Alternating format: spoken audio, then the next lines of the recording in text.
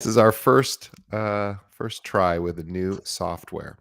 So, need to make sure I'm recording this because if not, that will be a real disaster. I think I'm recording. Okay, I'm recording. All right. So let's get rolling. Here we go. I'm just turning my phone off. All right. Welcome to Keeping It Real, the largest podcast made by real estate agents and for real estate agents. My name is DJ Paris. I am your guide and host through the show. And today is our monthly coaching moments with Ryan DeApril. Now, if you're not familiar with Ryan or if you're new to the show, Ryan comes on every month to give our listeners and our viewers a coaching moment and a coaching session. So let me tell you more about Ryan.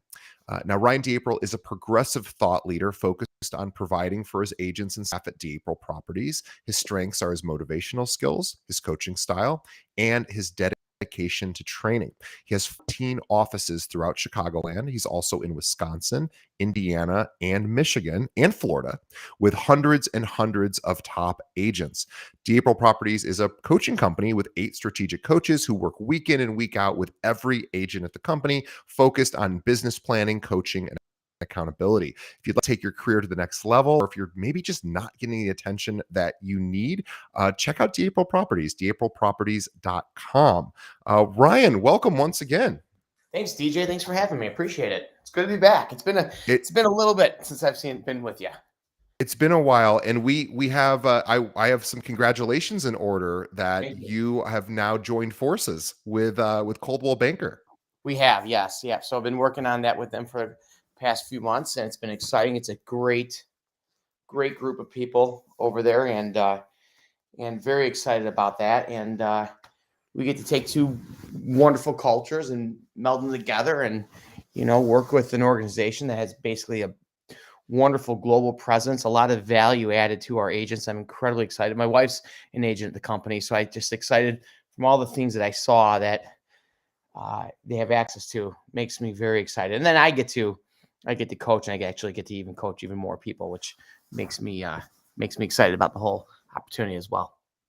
And it's also, I want this to be inspiring too for anyone who's in the process of building a team or thinking of starting a brokerage. If you don't mind, Ryan, just sharing just maybe a minute or two of the journey from being your own managing broker, starting a firm, and now all these years later, integrating it with Coldwell Banker. Yeah, it's quite a journey. It starts off with like anything that you do. It's something that you're very passionate about, and I started the real estate company because I was very passionate about coaching agents and helping them develop. And we built our company off of that. About probably, our company did in 21, we did about $1.2 billion. No, yeah, 21, we did about 1.2 billion in sales.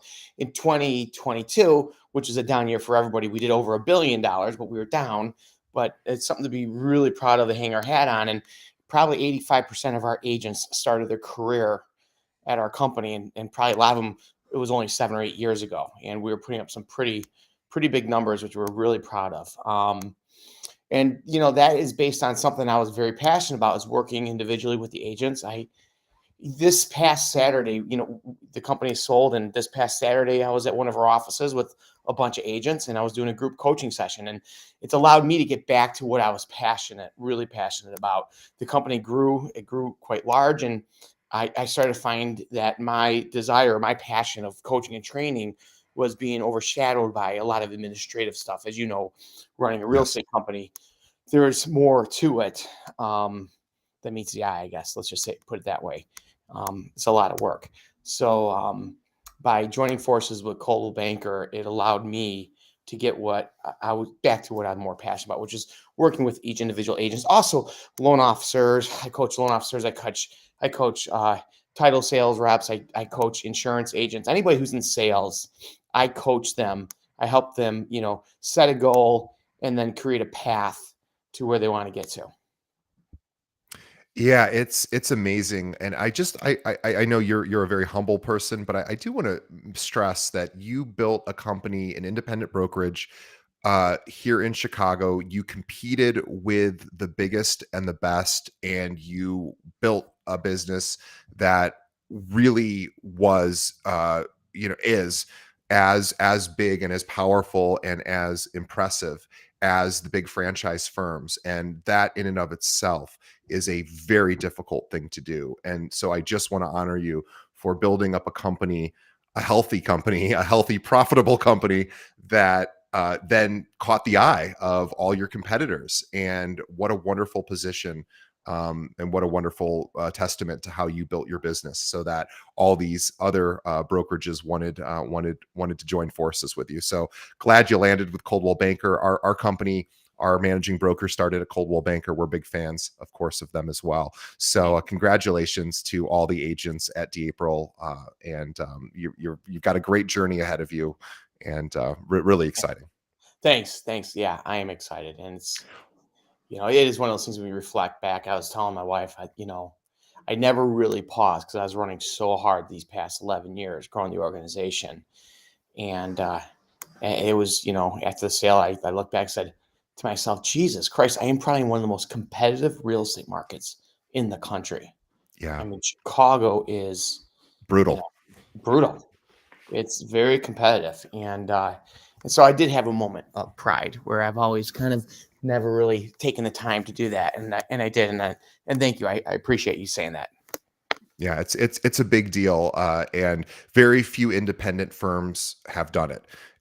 So that is a real feather in your cap, and obviously, again, really highlights your ability to grow a business and keep your agents happy and keep them productive and keep the business profitable. So, speaking of all of that, it is 2023. It's our first coaching moments of the year.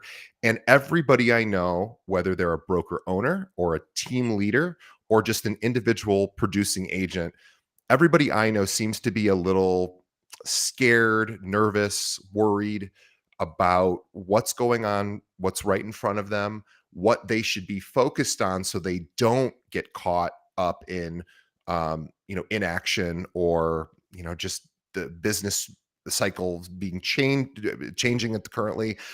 So I would love to know, as a coach, what you are saying, what are you hearing out there, and what you're recommending to agents who are a little nervous or scared about where we are right now in the housing market. Sure. Yeah, absolutely. Well, so the first thing to keep in mind, there's a tremendous amount of distractions. Look, we just sold the company, and I think every single recruiter in Chicagoland area has got my agent's numbers on speed dial, and they're calling it over and over and It's over a and it is a over. recruiting, for people like me, and by the way, I have not been doing that to your agents, but because we don't really compete in that same way. But I recruiters are having a field day right now. Now is the time when agents are struggling, so the recruiters come out, they promise the world, Yeah. and every one of our listeners is probably getting prospected by somebody in their local market.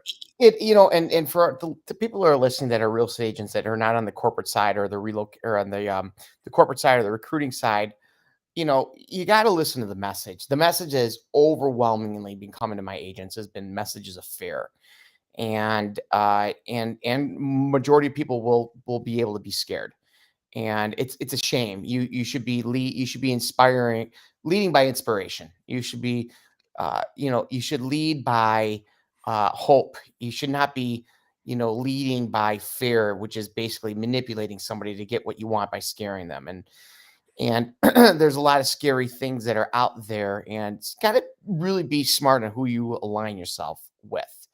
And when times are rough, I mean, again, I've been through this, did the Great Recession, and here we are in another difficult market. When times are rough, everybody is going to look outside of themselves first Yeah. and make the change. Look, a year ago, a year ago before I was even thinking about selling or anything of the sort came, a number of agents left my company. They leave every year. They were all top producing agents, and unfortunately, all but one shit the bed. And the reason being, I think, is that we had such a strong culture of accountability and whatnot. And some of the excuses when agents leave, like, well, look at these tools and these technology and this and that. There's tools, technology, and gizmos. They're going to come and they're going to go. There is Yeah. nothing that is earth shattering about what we do. Anybody could say tech and tools and technology. The truth is, are you even going to open up the computer 6 weeks later and use the technology that they gave you? And really, what difference is it? And so, what everybody does when they're trying to improve, right? They change everything outside first. And Right. that's why 93% of them don't improve. The work comes from within. If you want different results, you need to change. That doesn't mean you need to change companies. And I'm not talking about my company. I'm talking about any industry, whatever. It means you personally have got to change. It lies within. What are you doing? What are your activities? On Saturday, when I was with the group of agents and I was coaching them, one of them said, "Look, I'm doing this and I'm doing this, and I time block, or excuse me, I set up all my social media posts for a month in advance." And she looked at me. I'm like, and she's like, "Well, I go ahead and I pre-plan this stuff." I'm like, and she's like, "Well, what do you mean, and?" I'm like, "Well, that's not what moves the needle in your business." I mean, that's not, social media marketing, okay, is seen by majority of the people that have already liked your post.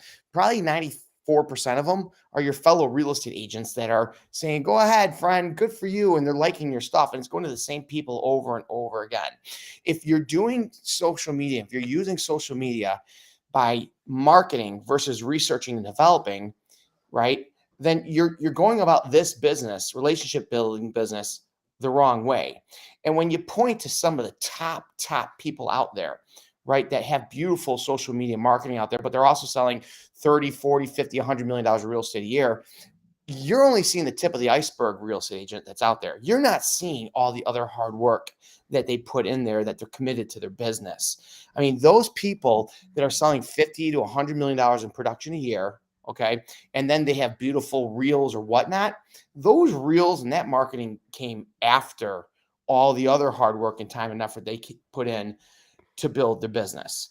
That's So that's a really good point. Is that so if I hear you correctly, and I just want to pause you because I think you're saying something really profound, which is utilizing social media while you're not busy might the better way to do that might be through what Ryan has said time and time again on the show is research and development. Learn, follow your sphere, pay attention to what there is going on in their lives, because that will give you, number one, indications of possibly wanting to move, but also reasons to pick up the phone and call them. "Hey, just saw you got back from a trip to Mexico. How did it go? Just was thinking about you. Looked awesome." That kind of I'm actually going in 2 days with Coldwell Banker to their trip down to thing. Mexico.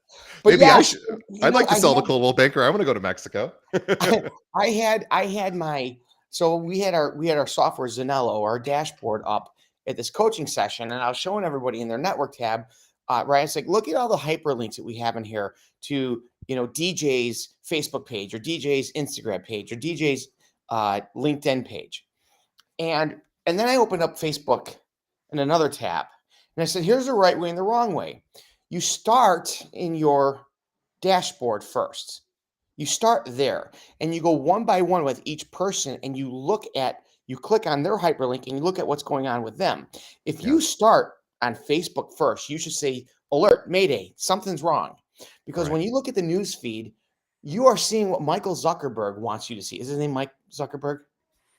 Mark, but close Mark. enough. Right, right, right. Mark, you're seeing what Mark Zuckerberg wants you to see in the news Right. feed. You're You seeing you an don't have Instagram, control which I over think they own the feed. Instagram as well. Right. You're seeing what they want you to see. You don't scroll through your news feed. That's just not how it works. You have to be intentional. Just like success and anybody starts a business, you got to be intentional on what it is that you want to do. But if you're passive and you're thumbing through Facebook news feeds, that's fine, but you're just wasting your day. You're wasting your valuable time, and your time is so much more valuable than money. Okay, your time is so valuable, but so many of us, and Robin Sharman says this, and I love it. Some of us are so busy being busy. Very few of us are busy being productive. So there's a Yeah. right way and there's a wrong way of doing it. And in these times where it quote unquote scary for people, look in the mirror, have a direct conversation with yourself, okay, and ask, are you doing the proper right things to be efficient in this market? Because anybody could be successful. I think the statistics came out 8 homes sell every minute, 11,000 homes sell a day. Right now, there's more than enough business out there. It's just that when business was easy, it was coming to everybody, Yeah. right? Now that it's scarce, the first to flee are the negative mindset individuals, right? And Then I the want to next and to I want to jump pause. I'm going around to are pause the here for a second for yeah. because I think you're saying something that's really important, and I just want to put the cap on the social media conversation. Um, is that this? So what Ryan was saying was, hey, if we're scrolling through social media, obviously that may sometimes show us information about our sphere that we could then use to call as information and say, hey, I saw you were just doing X, Y, and Z. I saw your kids were doing X, Y, and Z. But what Ryan was saying is to be really super intentional about it is to actually, specifically search for that person, look at their posts, see what they're up to, and then that gives you possibly a reason to reach out. You can also, by the way, do that via LinkedIn. So in LinkedIn, a lot of times when people get job promotions or switch companies, that information is also in their newsfeed. So you can use LinkedIn, Facebook, Instagram, and be really, really intentional about seeing what's going on in your clients or your sphere of influence's life. And the reason why you want to do that is because it gives you a reason to pick up the phone and contact them, or to send an email or a text, or however you communicate with your sphere. This, and it, by the way, this is so much easier than trying to create a beautiful piece of content for you that you post on your stories, your reel, that's hard to do. And as Ryan said, that comes usually after. What you can do today for zero money is you can find out what's going on in people's lives and reach out to them and connect with them. Yeah, everybody that I observe wants to make this about marketing. And it's yes, there's marketing's important, but that's not, I mean, that's the easy part, right? You have to get out of your comfort zone. You have to grow a network. You have to nourish the network. You have to take care of the network. If you don't, your business isn't going to grow, period. It's just not. And the more uh uh, I guess the more communal your neighborhood is, the more work it's going to take. I Yeah. mean, when I sold real estate in Chicago, the city of Chicago, it was actually easier than it would be in the suburbs because the suburbs are so tight knit, so community. Where the larger cities, say Chicago or Miami, in the areas where I've coached agents, it's very transient, right? So because it's transient, it's easier to pick up an open house lead. It's easier to get an online web lead. The conversion rate's higher because they don't have those connections, right? But Right. if you take the time to say, I'm going to take care of this building that I live in, that I farm, and I'm going to be a part of the social events, I'm going to get to know the people in the building, you'll dominate, you'll own that building. I owned the buildings when I was selling real estate in Chicago that I farmed because I got involved with them from a community, and it was easier, quite honestly, because there was such a lack of community in those bigger cities. Now when you're in the suburbs, right, and you're going to have the soccer teams and the football teams and the and baseball and all the other stuff that comes along, with, I guess, families in the suburbs, right, or Mhm. whatnot. And then you're going to have to get even more involved in there. Now, one thing that listeners might be thinking, because I brought up the family element of it, that somebody said to me on Saturday, they said, well, I don't have a family, so is it harder for me to grow my business? Now, this person's been a real estate agent for 5 years, and I pointed to an agent of ours that doesn't have a family, doesn't have any kids, and sells 64 homes a year. And I said, but look at his network. He's got 420 people in it, and every single quarter he touches them. I said, I've never seen anybody work this system and not be a success. I've seen people not work it and be successful. I've seen people not work it and be failures, but I've never seen anybody work it and it doesn't work for them. But it takes a commitment. It takes drive, right? And it takes self-reliance. You got to be responsible for yourself. You're called independent contractors for a reason, but it's going to take even more responsibility than it is when you get a job and you have a boss telling you what to do. You are the boss. So therefore you got to be able to plan out your day and do what you need to do and execute it day in and day out, or it's just not going to happen.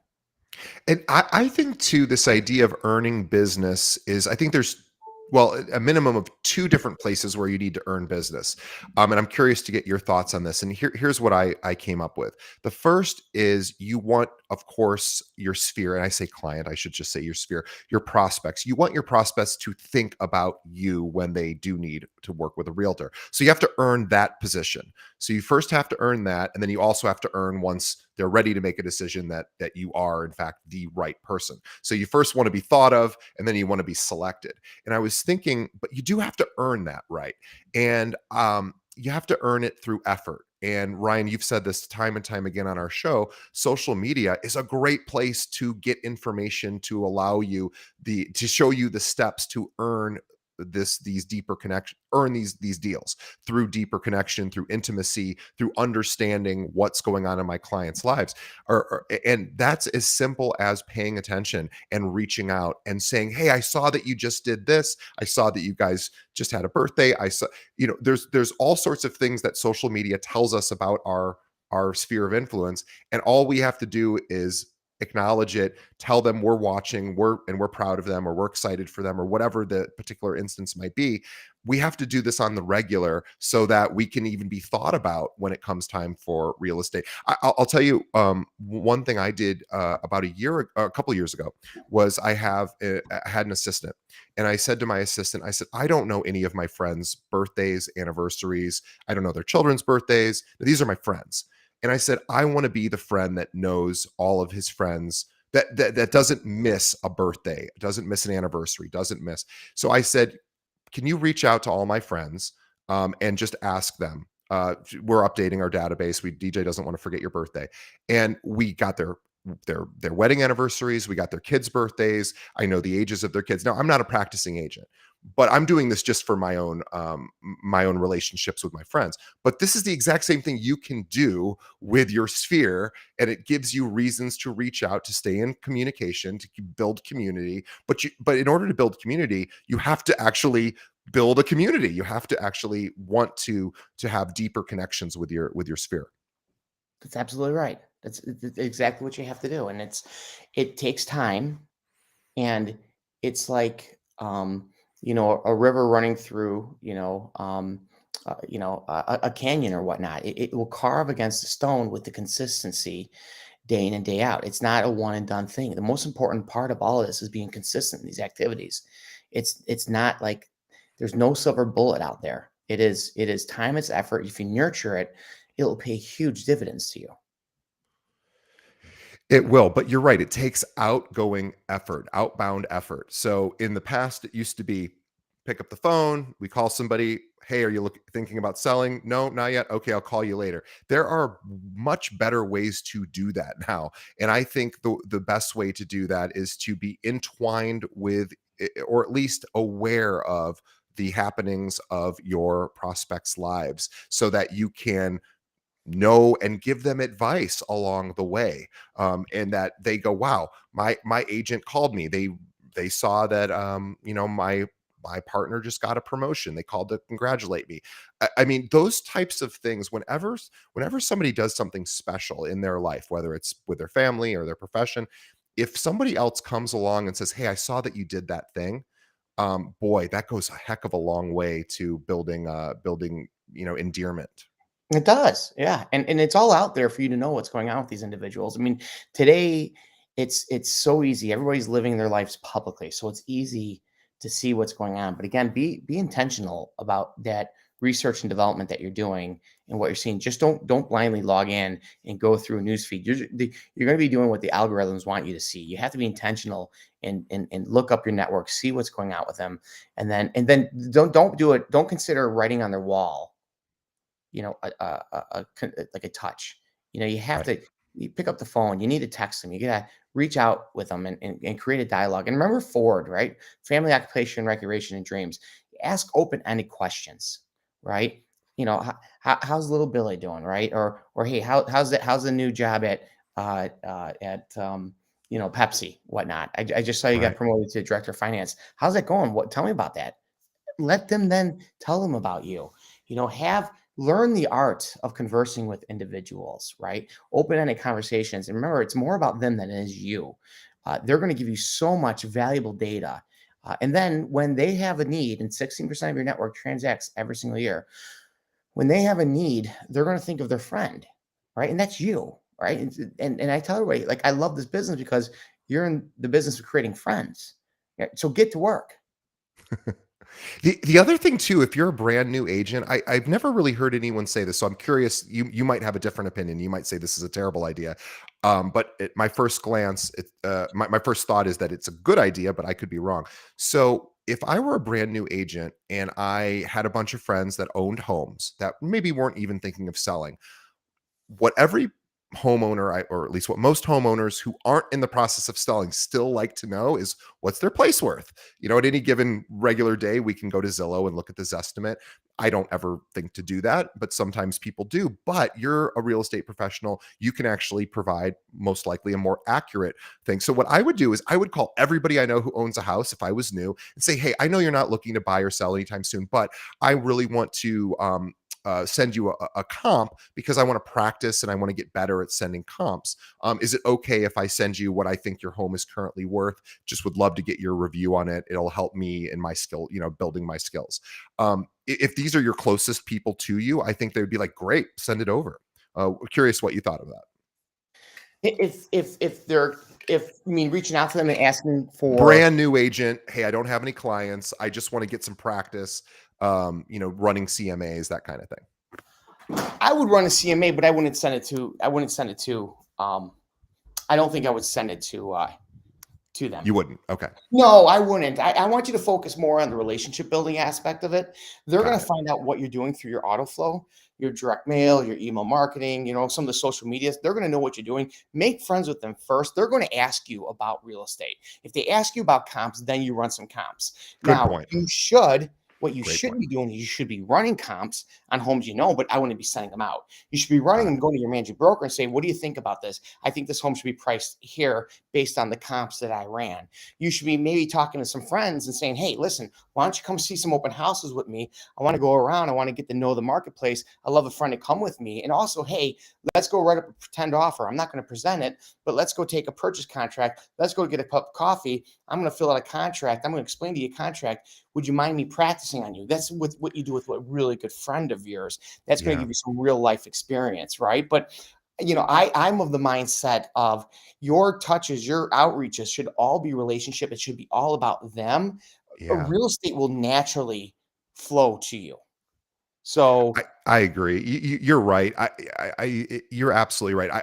It's funny. I was talking about putting everyone's anniversaries and birthdays in my calendar, and so now because I do that, especially wedding anniversaries, I routinely get messages from my friends that go, "You're the only person outside of my immediate family that knows it's my anniversary." Now, am I such an amazing guy that because I do that? No, I just put it in my calendar. Like I literally just did the one thing. And how would that make that person feel about me remembering their most special day of their life, right? Or the birth of a child or whatever it might be, the major life events. If you can somehow uh, be there after the event happens to congratulate the person, boy, that demonstrates a tremendous effort.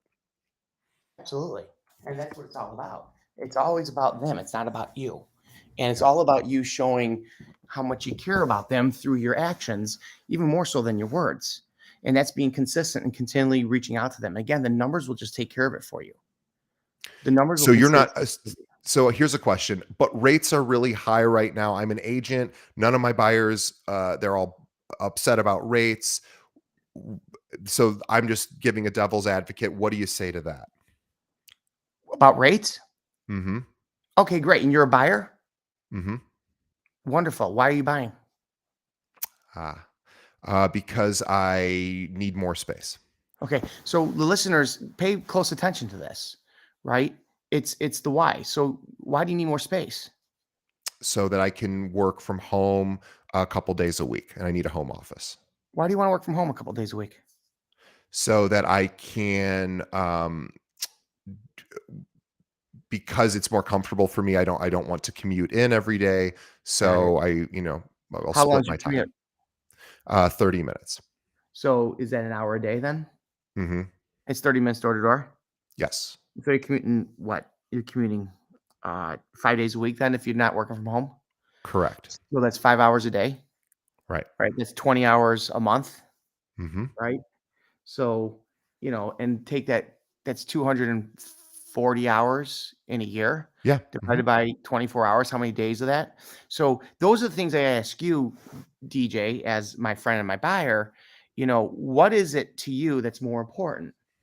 Is it a 6% interest rate on a $300,000 loan, right? Versus maybe they drop down to 5.25 a year from now. Hmm. So that 3/4 of a point difference, what does that come out to? And then you got to ask yourself, what's more important to you? 5 days in the car, 30 minutes each way, or being able to work from home? And I can't answer that. Only you can, my Right. friend who's buying the home. You make that decision. You tell me if your why is strong enough for you to buy the home. Right. So the rates just kind of are what they are. And I They think are what they most are. of our listeners have heard the expression, marry the home, date the rate. It's not an expression, it's an overused expression, but it's a pretty good one because it is actually how most people think about purchasing property. They fall in love with a home, and whatever the rate is, and people can refinance, of course, thank goodness. Yeah, So that's exactly so right. yeah, And most agents will ask these questions, DJ, but they don't even have the buyer client yet. They ask right. it because they're building up objections in their heads already because they've yet to do the life flow that's necessary for them to grow their business. Does Can that you make tell us a sense? little bit more about live flow? Yeah, the life flow is simply touching everybody in your database. I think you should do it once a month, right? Personally, by a text, a call, right? Maybe a Facebook Messenger to them about them and checking in with them. Keeping current with them and keeping them in your life and you in theirs. So if you have, say, 300 people in your network, okay? Do you have a calculator with you? Because I don't, and I'm pacing around Yes, here. I do. Okay, great. So there are 20 working days in a month. Mhm. Okay. So what's 23 divided by, or what's 300 divided by 20? 15. 1.5? Yep. Yeah, 15. You have to make 15 touches a day. 15 touches a day. Now do that for a full year in a row, followed up with a consistent marketing campaign. Now take 300 and multiply it by 0.16. I think that'll come to 48. Yeah, 48. 48. That's 48 transactions that are living in that database of 300 people. 16% of them are going to transact. Regardless of the market, they're going to transact. A lot of them might even transact twice. Right, they So that might might be sell and buy. 96 transactions. Yeah, sell and buy. But here's the reality is maybe 5% or less of real estate agents are actually going to do the activities they need to do and do those 15 touches a day. I've seen it time in and time out. Right. And That's what's going to separate you guys from the struggling real estate agent to the very few top producers that are actually out there. and plus, like, if you really think about it, and again, everybody's personalities are different, but I would assume it's a lot more fun to contact somebody and you look to see what they're doing on social. You have a reason to call them. They just did something on social media that you want to acknowledge, or there's something going on in the market that you want to make them aware of. um Either way, this should all be fun, positive stuff, right? So making 15 phone calls a day going, hey, I was just thinking about you, saw you just went on a trip, saw your so and so just got promoted, saw you guys just had an anniversary, a birthday, oh, by the way, here's something that's going on in the market that you might care about down the street, or whatever. Those are all I'd even fun leave, activities. DJ, I'd even leave that out of it. Okay. Hmm, That last part. okay. I would even leave that part out of it. I would leave bringing it back to real estate out of it. Does that make Just sense? yeah, just connect with them at Just person to connect with person. them. That's how I feel. Just connect with them. Focus on the relationship. Leave anything about your business out of it. They will ask you. Here's how you do it. Okay, DJ, we're gonna role play here. Sure. You're an accountant, okay? Okay. And say you're an accountant at a big, one of the big five firms, okay? Okay. Mhm. DJ, how's business? Well, oh, I'm slammed. It's the beginning of the year. Everyone's working on their taxes. It's brutal right now. I'm slammed. That's crazy. What are you working on? Corporate taxes are due. Just clients are asking for everything for just shore up their year. That's a crazy year, isn't it? Yeah. Now, what are you going to say to me eventually? I'm gonna say, hey, what's going on with you? What are you up to? Right. Now, here's my chance. Just busy, running around, work's crazy, family's great. How's the market? How's Hey, real there you estate? go. right? Yep. Works There you great, go. family good, and then you just say, okay, well, how's the market? Now, I'm not going in every call thinking that through. In fact, I tend to throw scripts away, right? I Yeah. just go and make it about the person. Somehow, usually, sometimes, not all the time, work will pop up. But if I talk to you once a month, I text with you once a month, I send you a Facebook Messenger once a month, 2 years go by, I'm your buddy. You know what the hell I do for a living. And when Yeah. you are looking to either purchase your home or sell a home, there's a really strong possibility I'm the guy you're calling. Why? Because I did my job. I kept you close to me. I kept the relationship with you.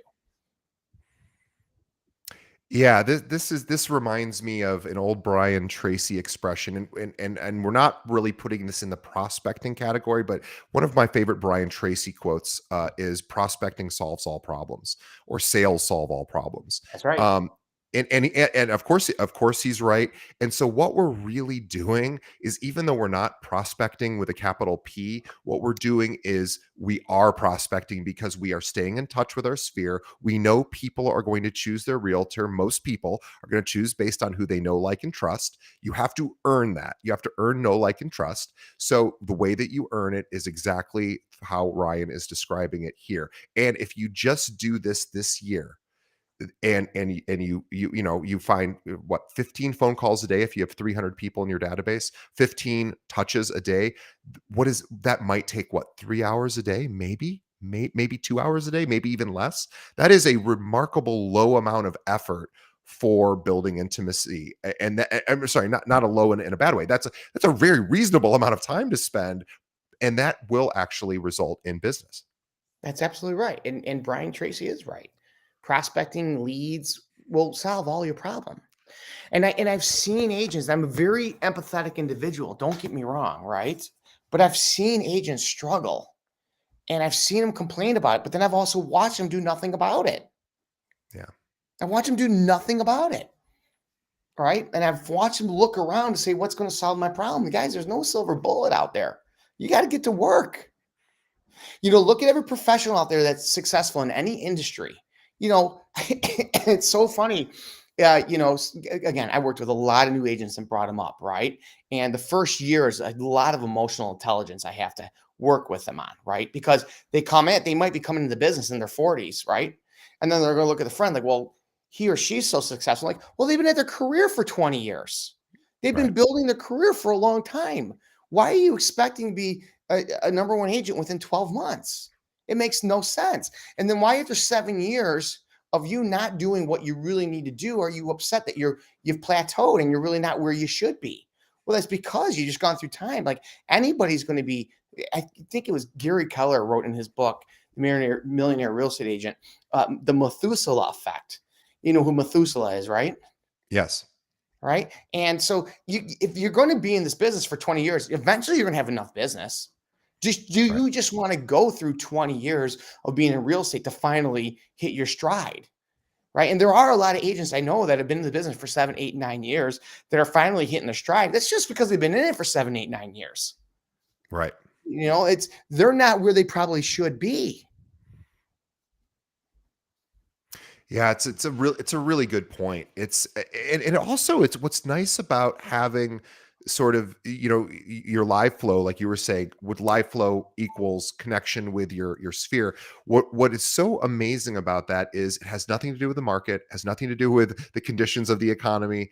It's just interpersonal communication. This is something that you can do on your best day, your worst day, whatever's going on in your life. You can always pick up the phone, reach out to somebody, and do this regardless of the market conditions or what's going on in your business. So what's wonderful is, if you can put the blinders on, it doesn't matter if rates are up or down. I mean, of course, that affects your client's ability to buy or sell certain things, but you want to always demonstrate care, compassion, and connection. Absolutely. It's always it's I say ABC, always be connecting. People say it's always be closing. It's always be connecting. Yeah. Always keep in contact with people, and then the sales will just follow you.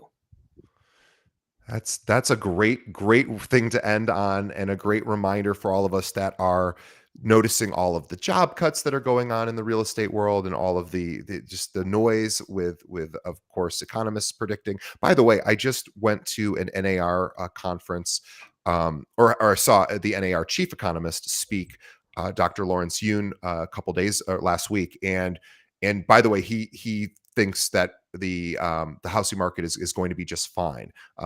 He does not think this will repeat back to 2008, 2009, 10, etc. So he was very excited that things will be returning to normal in the next year or two. But in the meantime, and you should be doing this regardless of whether it's a up market, down market, rental market, buyer seller market, connect with your sphere. There's always going to be people, like Ryan said, 16% of the people are going to transact in the next 24 months. That's just a fact. So how much? Yeah, I'm sorry, in the next 12 months, 16% will transact in the next 12 months. Some of those will have 2 transactions, some will have 1. So you have a huge opportunity here, but you have to earn it. And the way that you earn it is through, as Ryan just said, ABC, always be connecting. Find out these things. And guys, this is the fun part of the job. The hard part's actually working with with the client. That's actually the tough part. This is the fun part where you actually get to demonstrate that you care, that this is the stuff that you should get excited about, because it doesn't require a whole lot of knowledge or skill. It just requires a little bit of effort, and it requires that you do care about your clients. And if you do care about them, demonstrate it, and they will be with you forever. Well, Ryan, I think it's a great place to pause. We are, again, congratulations on the merger with Coldwell Banker. That is incredible. So excited and proud of you. Thank you. And all of your agents, I'm sure, are thrilled about that. And also want to remind everybody to continue to follow us and follow our sponsors, and pay attention to what they are providing, because our sponsors are the reason we can keep our show going. So please take a look at their products and services. We appreciate it. And last, please tell a friend about this show. We really want to blow this out of the water in 2023. We just crossed over 2.1 million downloads a few days ago. So please continue to tell other agents about it, especially agents that are struggling. And most agents are struggling right now. They need a little pick me up. If they listen to this episode from Ryan, that'll help get their mindset back in order, and they can start producing, or make this 2023 a great year. So and also, for anyone out there that is in the Chicagoland area, or in Wisconsin, Indiana, Florida, are you in Iowa as well, Ryan? I forgot if no, Florida, Indiana, Illinois, Wisconsin, Illinois. Got it. Indiana, Florida, Illinois, not Florida. So we're just down. Not Florida. Illinois, Indiana, Michigan. If you are looking to work with a firm that has this kind of leadership, Ryan and his team would love to chat with you. DAprilProperties.com. There's a link to that in our show notes. That's the place to go. Amazing company, and they so amazing that they just got picked up by Coldwell Banker. So definitely check them out. It's going to be a great year, guys. Let's make it a good year. Ryan, thank you as always for continuing to support our show, and we will see everybody on the next episode. Thanks, DJ.